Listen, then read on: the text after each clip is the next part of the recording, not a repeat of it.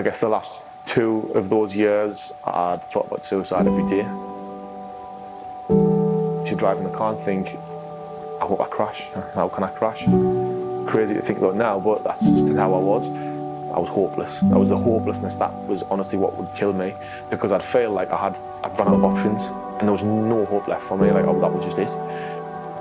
I'd lost all motivation for life, I guess. Realised that once I had to get help, really. When I went to the doctors, on the day I was going to kill myself. I came home afterwards and I felt like this real relief that I'd asked for help.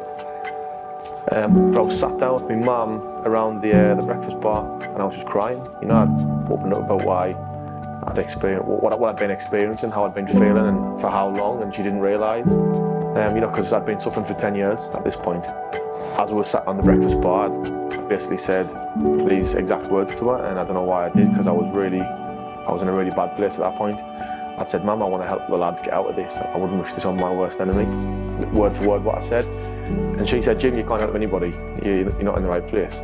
You're right in the middle of it, she said. And I was like, yeah, you're right. So anyway, I obviously been to the doctors, got help, which felt amazing. But then I also realised that I had a long wait list, which was like smashed back down to earth after opening up asking for help.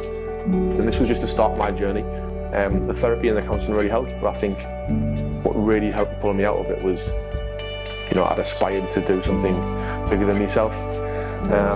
You know, I'd thought about it for a long time, about how I could do something similar, but it wasn't until one night out, I was in Wetherspoons in the town, Cooper Road, talking to a good friend of mine, who I knew had been having a bit of a hard time. He came up to me and we were just talking in the middle of this sentence. He just cut me short in the sentence and went, I was in the shower last night with a razor blade in my wrist.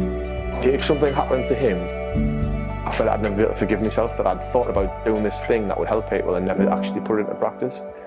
So that, in combination with my, I guess, light bulb moment of I need some help, helped pull me out of it. And honestly, that day, I decided that I had to do something. And then I'd started building my life, I guess, towards something a little bit better. I'd struggled for work, but I managed to get myself a job in South Tyneside Council to start off with. Things were tough then, and it was by no means an easy road. It wasn't like, oh yeah, now I'm okay. It was up and down. I was suicidal still. Sometimes I wanted to kill myself, sometimes I didn't. Real roller coaster. One day on the way home from work, I thought, and it was not long after I'd spoke to this lad in town, I thought, I'm going to do it. And the person I was with said, well, what's it going to be called? And I went, I'm going to call it Space. Because I needed space. That's all I needed. I needed someone to talk to. I needed space, nothing more than that. April 2022, we held our first support group. And we had 9 lads turn up. And honestly, in that moment, it was like, I just knew something special was happening. I was like, this is important, this.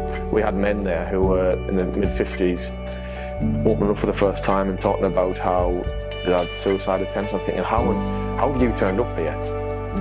Telling me, but somebody you don't know about the fact that you're suicidal, and these intimate details that they hadn't even told the wives. I was like, there's something here. And we slowly started to realise that, you know, with consistency and people coming, opening up, having a space to talk with lads who have either been through it, know how it feels, people started to change, people started to get better, and you started to see these amazing improvements in people. And it just became such a heartwarming, important, purposeful, meaningful endeavour, and something I never expected. And it gave me purpose, and I think that's ultimately what pulled me out of it. I all of a sudden had this purpose, like I found the thing that I was always looking for, why I wanted to be here, alive, you know, I wanted to help people.